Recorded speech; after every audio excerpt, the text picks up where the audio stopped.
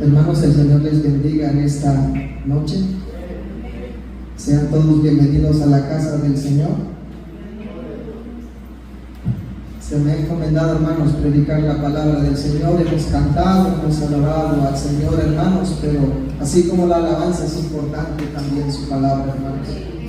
Así que yo les invito a que se pongan de pie, tomen sus sagradas escrituras y me acompañen allí a la carta del apóstol Pedro.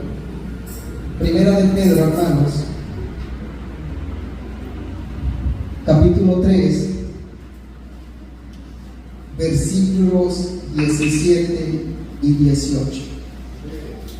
Primera de Pedro, hermanos, capítulo 3, versículos 17 y 18. De la manera en que estamos acostumbrados, leo el primer versículo y nos unimos en el versículo 18 todos. Amén. ¿Ya todos lo tenemos, hermanos? La palabra del Señor dice así, en el nombre del Padre, del Hijo y del Espíritu Santo. Porque mejor es que padezcáis haciendo el bien, si la voluntad de Dios así lo quiere, que haciendo el mal. ¿Unidos? Porque también Cristo padeció una sola vez por los pecados, el justo por los injustos, para llevarnos a Dios, siendo a la verdad muerto en la carne, pero vivificado en el Espíritu. Oremos, hermanos, y que Dios hable a nuestras vidas. Padre Santo, en esta tarde, Señor, quizás ya noche, nos acercamos, Padre, ante ti, ante tu presencia, rogándote, bendito Dios, tu presencia, rogándote, Padre Santo, que puedas manifestar tu presencia, tu poder a través de tu palabra, Señor. Yo te ruego, Padre, que cada uno de mis hermanos que estamos aquí en este lugar, que hemos venido a buscarte, Señor, estemos atentos.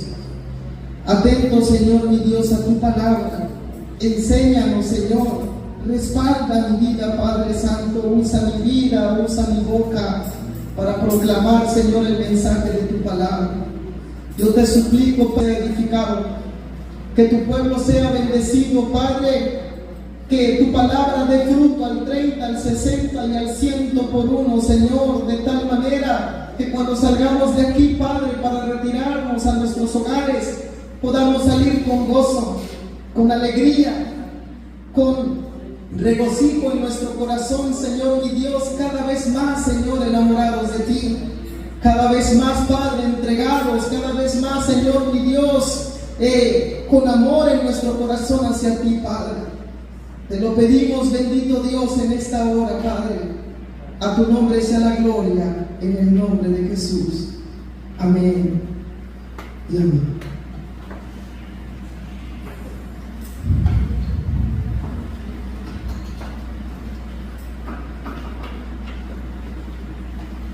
Bien, hermanos, pues leímos, ¿verdad?, los versículos allí en 1 de Pedro, capítulo 3, versículos 17 y 18. El tema de esta noche, hermanos, se llama el sufrimiento del cristiano y la obra de Cristo por nosotros. El sufrimiento, hermanos, del cristiano y la obra de Cristo por nosotros.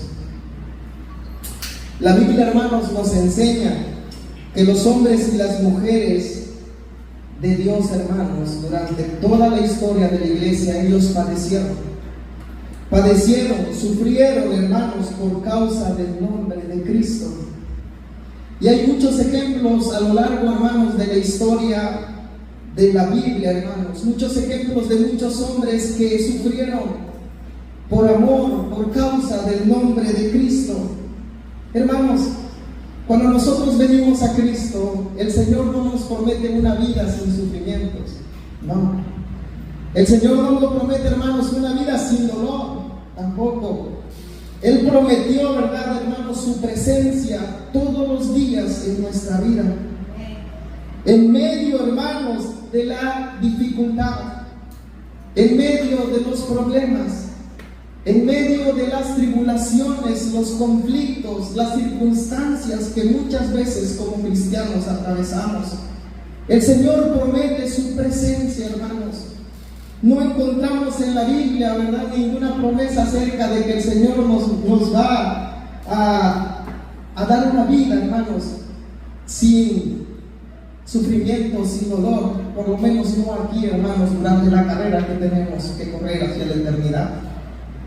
El Señor, hermanos, promete vida eterna. Promete, hermanos, ¿verdad?, su presencia con nosotros. Por eso Pedro dice allí, hermanos, en el versículo que acabamos de leer, dice: porque mejor es que padezcáis haciendo el bien. Porque mejor es que padezcáis haciendo el bien, dice el apóstol Pedro, hermanos, si la voluntad de Dios así lo quiere, que haciendo el mal. Porque sufrir haciendo lo bueno, hermanos, en la voluntad del Señor, eso trae recompensa, trae, hermanos, paz, satisfacción, gozo en la vida del cristiano. Pero sufrir, hermanos, no haciendo la voluntad del Señor, ¿verdad?, eso trae consecuencias, trae dolor muchas veces en nuestras vidas. Pedro está diciendo claramente: porque mejor es que padezcáis haciendo lo bueno, haciendo lo agradable. Y todo lo que es agradable delante de la presencia del Señor, hermanos, es su voluntad. Es su voluntad.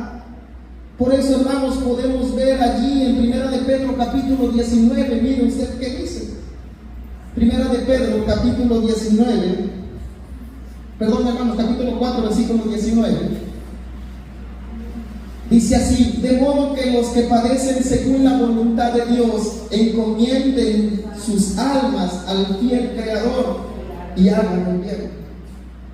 De modo, dice Pedro, hermanos, que los que padecen según la voluntad de Dios encomienden sus almas al fiel Creador y hagan el bien. ¿Qué está diciendo Pedro? Pedro está diciendo lo mismo que dijo David, hermanos, cuando había pecado. Dijo: mejor es caer en tus manos, oh Dios, que caer en manos de los hombres, porque en tu mano, Señor, hay misericordia. De la misma manera, hermanos, cuando estamos atravesando luchas, cuando estamos atravesando pruebas en nuestras vidas, que frecuentemente, hermanos, lo hacemos, ¿verdad? Atravesamos por pruebas, luchas en nuestras vidas. Mejor es, dice Pedro, poner nuestras almas en el fiel Creador, en nuestro Dios. Decirle: Señor, tú sabes por qué causa estoy pasando estas cosas.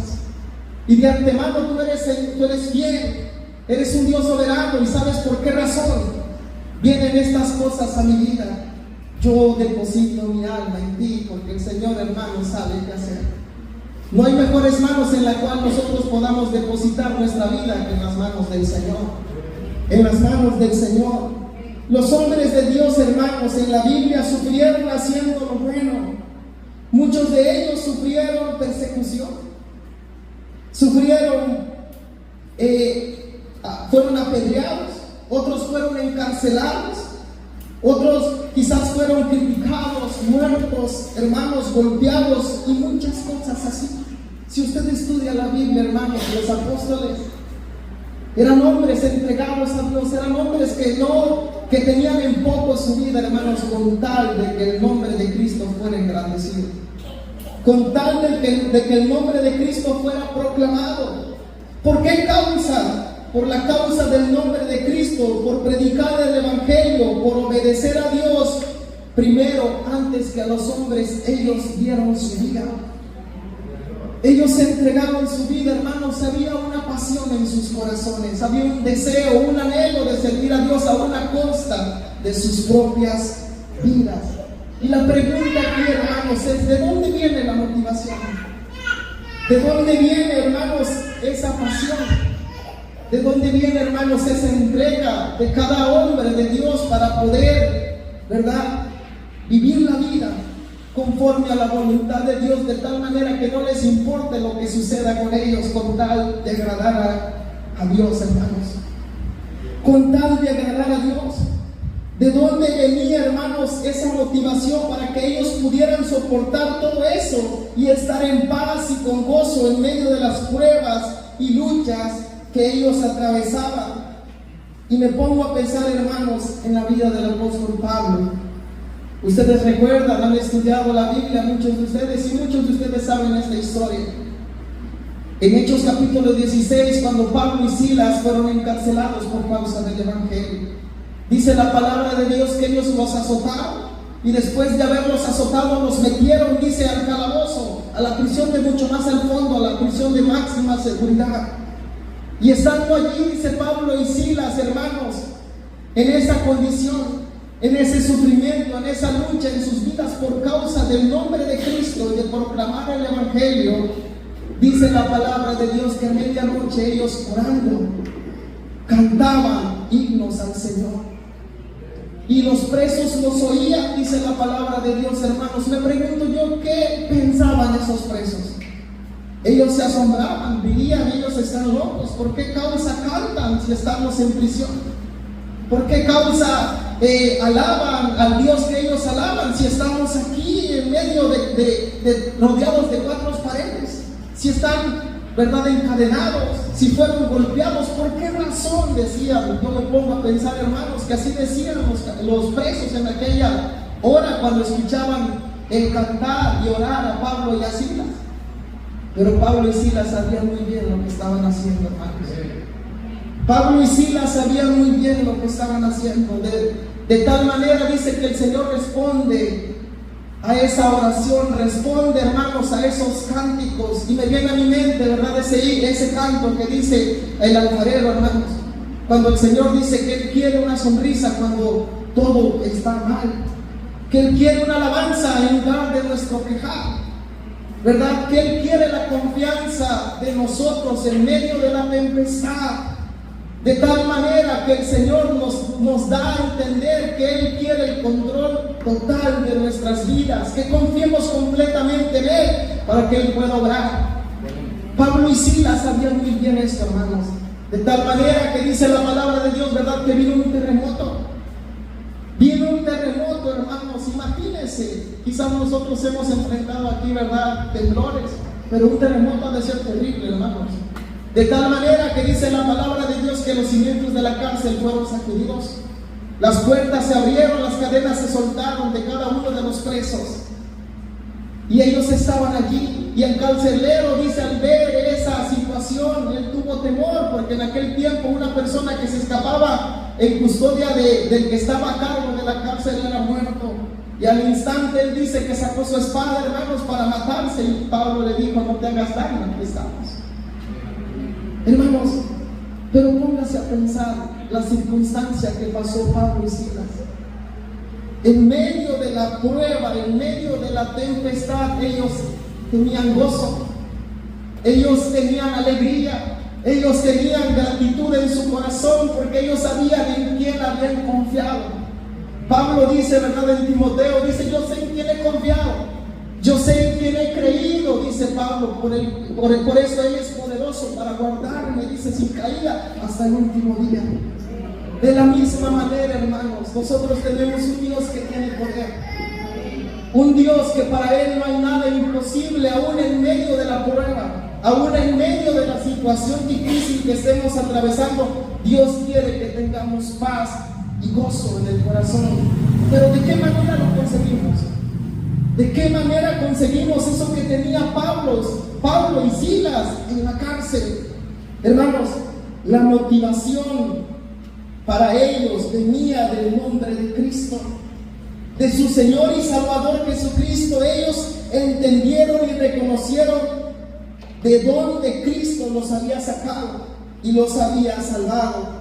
De tal manera que ellos vieron que la vida sin Cristo es una vida llena de miseria y vacía, hermanos. Porque eso es la vida sin Cristo. Es una vida vacía, es una vida, hermanos, de infelicidad, hermanos. Una vida totalmente descarriada. Ellos entendieron muy bien estas cosas. Y cuando ellos entendieron muy bien, hermanos, estas cosas, ellos estuvieron dispuestos a dar su vida por causa del nombre de Cristo. Cristo es la motivación, hermanos, que necesitamos hoy en día. Lo que Él hizo en la cruz. Lo que Él hizo en la cruz es lo que a ellos les motivaba para morir por honor del nombre de Cristo, hermanos. Ellos se dieron cuenta que es un honor padecer y morir por causa del nombre que es sobre todo nombre. Y no hay otro nombre, dice la palabra de Dios, hermanos, ni en el cielo, ni en la tierra, ni debajo de la tierra, ¿verdad? Como el nombre de Jesucristo el Señor, por el cual Dios dice, ¿verdad?, que toda lengua confesará y toda rodilla se doblará que Jesucristo es el Señor, para la gloria y honra del Padre. Ellos llegaron a ese punto, hermanos. La motivación viene del Señor Jesucristo para nuestras vidas. Reconocer primeramente que nada que somos pecadores, y reconocer, hermanos, también de dónde el Señor nos ha sacado. Cuando llegamos a ese punto no nos importa, hermanos, lo que suceda con nosotros, porque sabemos, ¿verdad?, que nuestro galardón no es terrenal sino celestial. Porque sabemos, hermanos, ¿verdad?, que la recompensa no es una recompensa del mundo, que es un aplauso, que es palabras bonitas, no, sino es una recompensa, como el Señor dijo, ¿verdad?, cuando entremos al lugar celestial: buen siervo fiel, sobre poco has sido fiel, sobre mucho te pondré. Esa es la recompensa, hermanos, para aquel que permanece fiel, para aquel que lucha constantemente, hermanos, en su vida cristiana por amor a Cristo. Llegando a la conclusión que esa es la única y suficiente motivación para la vida cristiana, donde podemos enfrentar las luchas y las pruebas con gozo, con satisfacción y paz, sabiendo que el Señor está con nosotros en todo tiempo. Está con nosotros, hermanos, en todo tiempo. Y la pregunta que nos podemos hacer, hermanos: ¿por qué es necesario las pruebas? ¿Y cuál es el fin de las pruebas? ¿Por qué es necesario las pruebas, hermanos, en nuestras vidas? ¿Y cuál es el fin que Dios permite, verdad, de esas pruebas en nosotros? ¿Con qué fin Dios lo permite? Vayamos a Pedro, hermanos. Primera de Pedro, capítulo 1, versículos 6 y 7. Mire qué dice. Dice así: en lo cual vosotros os alegráis, aunque ahora por un poco de tiempo, si es necesario, tengáis que ser afligidos en diversas pruebas, para que, sometida a prueba vuestra fe, mucho más preciosa que el oro, el cual, aunque perecedero, se prueba con fuego, sea hallada en alabanza, gloria y honra cuando sea manifestado Jesucristo. Hermanos, a pesar de que Dios nunca tienta a nadie a pecar, eso lo dice en Santiago 1:13, Él permite, hermanos, Dios permite y envía pruebas a nuestras vidas cuando es necesario, en una medida justa. ¿Por qué les digo que en una medida justa Dios permite que vengan pruebas en nosotros? Porque la palabra de Dios dice allí en Primera de Corintios capítulo 10 versículo 13, dice que no os ha sobrevenido ninguna tentación que no sea humana, pero fiel es Dios, que no os dejará ser tentados más de lo que podéis resistir, sino que dará también juntamente con la tentación la salida para que podáis soportar. Hermanos, Dios permite las pruebas y Dios envía las pruebas así en una manera justa, porque Dios sabe hasta qué punto nosotros podemos resistir. Dios sabe hasta qué punto nosotros podemos permanecer sin claudicar, sin pecar. Por eso Él dice que es de una manera justa para fortalecer nuestra fe, hermanos. Entonces, respondiendo a la primera pregunta que les hice, ¿por qué es necesario las pruebas, hermanos? Porque a través de las pruebas somos fortalecidos en nuestra fe, y nuestra fe crece en el Señor. Nuestra fe crece en el Señor, hermanos, a través de la prueba. ¿Y cuál es el fin, hermanos, de la prueba en nuestras vidas? El fin, hermanos, es que Dios quiere llevarnos a que nosotros dependamos absolutamente de Él en todo. Y no solamente eso, sino también que seamos conformados a la imagen de Cristo, hermanos. Ese es el propósito de las pruebas. Por eso dice, ¿verdad? Allí, si me regresa mi hermana Gaby, en 1 Pedro 1:7, por eso dice, hermanos, allí: para que, sometida a prueba, vuestra fe mucho más preciosa que el oro, el cual aunque perecedero se prueba con fuego, sea hallada alabanza, gloria y honra cuando sea manifestado Jesucristo. ¿Qué está tratando de decir el apóstol Pedro? Que la fe, hermanos, se prueba como el oro. ¿Y cómo se prueba el oro? Con fuego, hermanos. Con fuego. De tal manera que el Señor refina a su hijo, a su hija a través de las pruebas, hermanos, para conformar nuestro carácter, nuestra manera de pensar, nuestra manera de caminar, nuestra manera de ser, que sea más y más como Cristo. Más y más como Cristo. Ese es el propósito, hermanos, de la vida cristiana. La vida cristiana, hermanos, el propósito no es venir a la iglesia nada más, cantar y alabar a Dios. No, la vida cristiana, eso es importante, sí. Pero la vida cristiana, hermanos, es una absoluta conformidad del cristiano a la imagen de Cristo. Que cada vez más usted, cuando la gente lo vea, usted refleje más y más a Cristo en su amor, en su conducta, en su misericordia, para que la gente, cuando usted lo vea, diga, él o ella tienen algo diferente que los demás no tienen. Porque eso diferente, hermanos, no lo da el dinero. No lo da, hermanos, un esfuerzo, no, lo da el Señor en nuestras vidas. Y es allí que muchas veces dice la palabra de Dios que las personas son ganadas aún sin palabras, sin proclamar el Evangelio, por medio de la conducta del creyente, hermanos, por medio de la conducta del cristiano. Por eso son tan importantes las pruebas en nuestras vidas, en nuestras vidas. Mire aquí, hermanos, una explicación acerca de las pruebas, qué es lo que ellas hacen en nosotros. Romanos capítulo 5, versículos 3 y 4. Romanos 5, versículos 3 y 4 dice: y no solo esto, sino que también nos gloriamos en las tribulaciones, sabiendo que la tribulación produce paciencia, dice el Señor, y la paciencia prueba, y la prueba esperanza. El Señor nos va conformando, hermanos. Si a usted le hace falta paciencia, el Señor le va a poner algo para que ejercite su paciencia, algo para que su paciencia crezca de tal manera que sea una paciencia como la de Cristo. Una paciencia, hermanos, como la de Cristo, de tal manera que esa paciencia, que es la que produce prueba, también produzca esperanza en medio de las tribulaciones. Santiago capítulo 1, versículos 2 al 4, mire que dice también, hermanos. Dice: hermanos míos, tened por sumo gozo cuando os halléis en diversas pruebas, sabiendo que la prueba de vuestra fe produce paciencia. Mas tenga la paciencia su obra completa, para que seáis perfectos y cabales, sin que os falte cosa alguna. ¿Se da usted cuenta, hermano?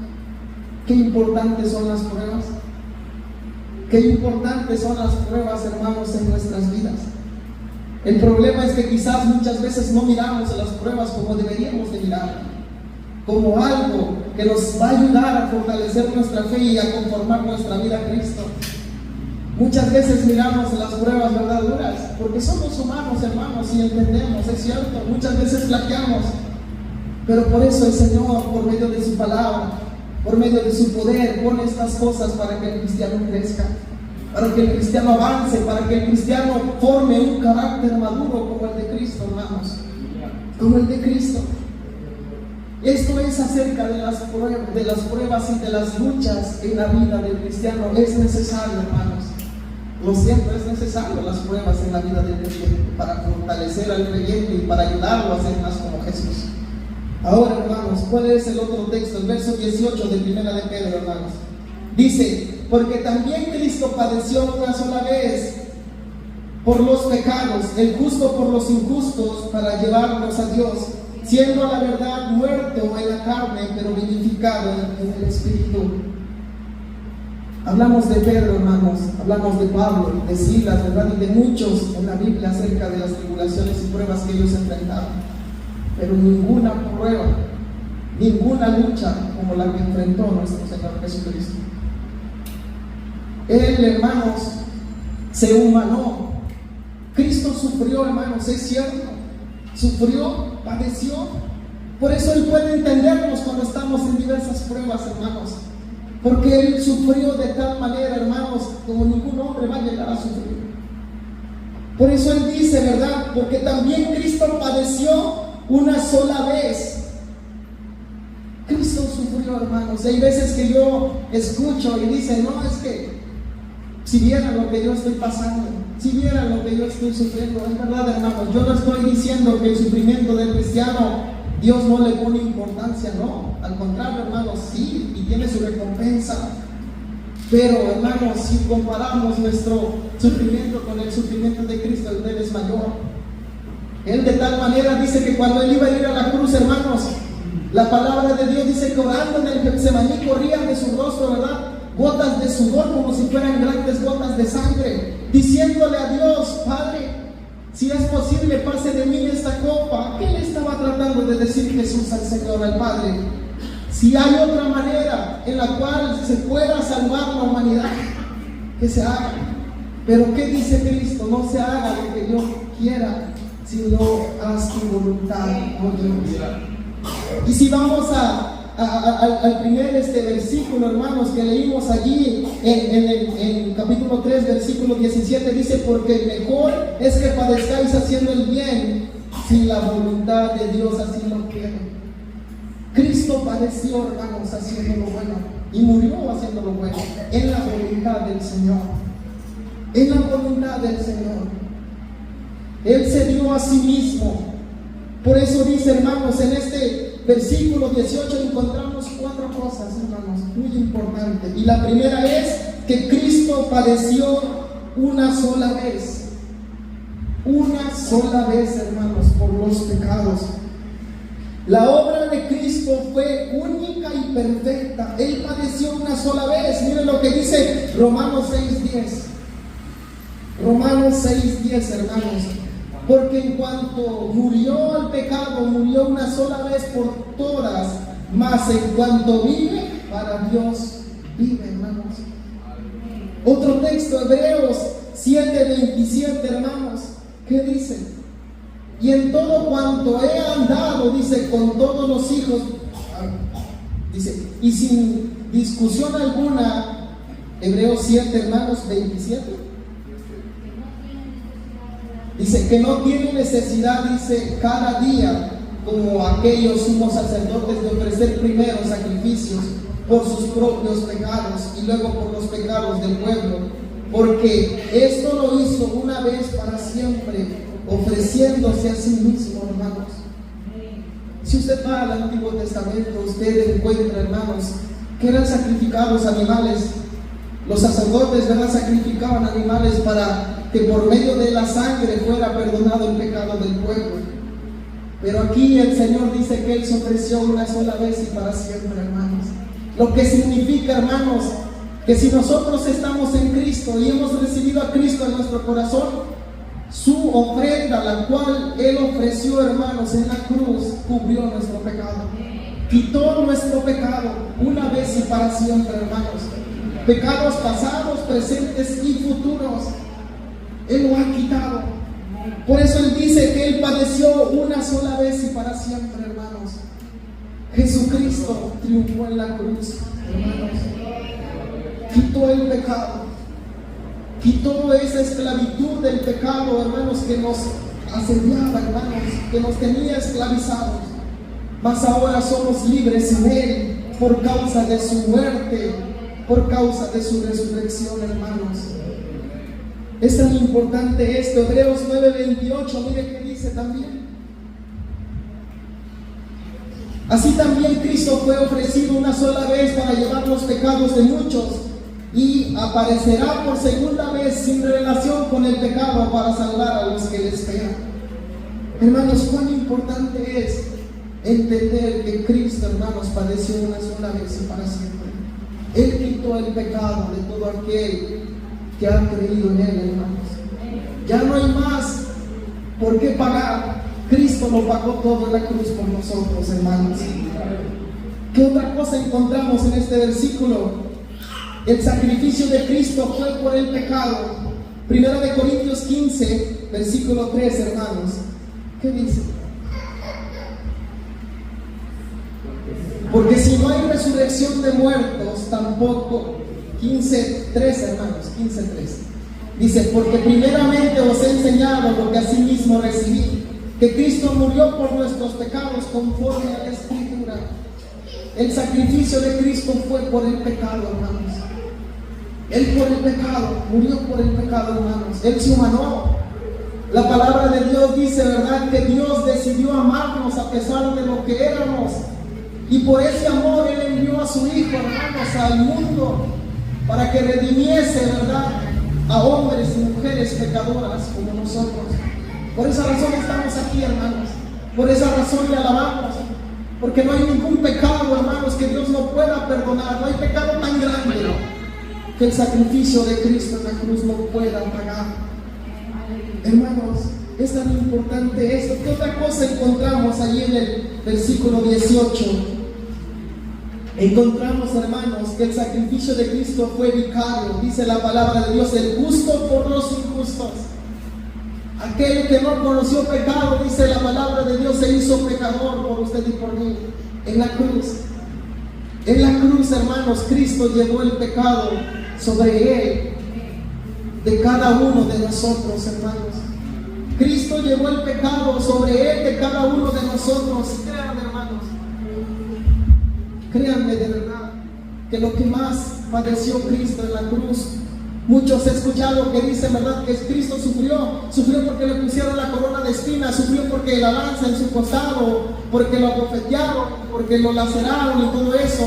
Quizás sí, hermanos, pero la parte en la cual yo entiendo que Cristo sufrió y padeció, hermanos, es cuando hubo la separación entre el Padre y Él por causa del pecado. Por causa del pecado. Si ustedes se dan cuenta que durante toda la vida de Cristo hubo una relación tan estrecha con el Padre. Con el Padre, hermanos. Hubo una relación tan estrecha, tan cercana con el Padre. Pero si usted se da cuenta en la cruz, cuando Cristo está colgado, hay una parte que Él exclama en la cuarta palabra y dice, Lama Sabactani, que traducido es, Dios mío, ¿por qué me has desamparado? ¿Y cómo puede ser posible, hermanos, que Dios siempre con su Padre junto y en la cruz hubo una separación? Y esa separación, hermanos, que hubo en la cruz fue por causa del pecado. En ese momento, hermanos, Cristo estaba cargando el pecado. Y como Dios es santo, Dios no puede estar donde hay pecado, hermanos. Dios es santo, Dios es puro. Él no puede estar donde hay pecado. Y si usted se da cuenta, esa es la parte, la que yo entiendo, en la cual Cristo le dolió más.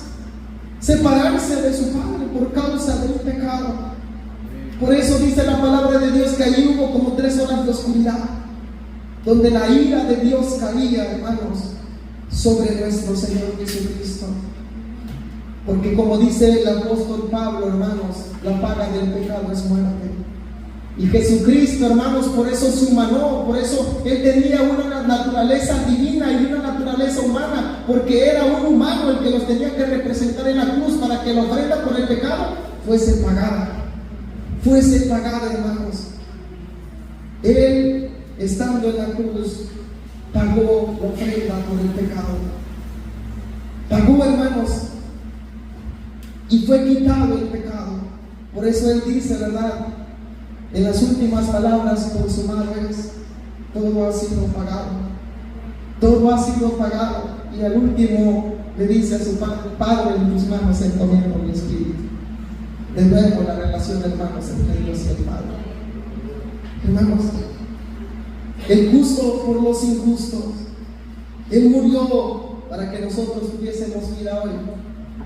Él murió, hermanos, para que nosotros pudiésemos vivir esa vida agradable delante de Él, hermanos. ¿Cómo está nuestra vida? ¿Cómo está nuestra vida, hermanos? ¿Realmente estamos viviendo conforme a la voluntad del Señor? ¿Realmente usted está viviendo, hermanos, conforme a la voluntad de Dios, haciendo lo que Dios quiere conforme a su palabra? Si es así, gloria a Dios. Gloria a Dios por eso, hermanos.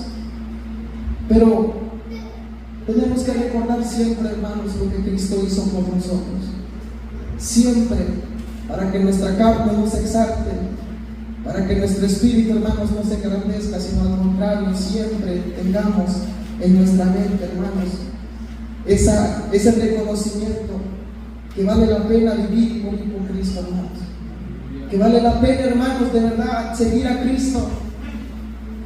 A mí me llama mucho la atención, hermanos, los que son atletas. Ellos corren, ¿verdad?, una carrera como de 100 metros. Ellos se preparan tanto, dedican su vida preparándose tanto, hermanos, para correr una carrera, hermanos, de 100 metros, 50 metros, hermanos.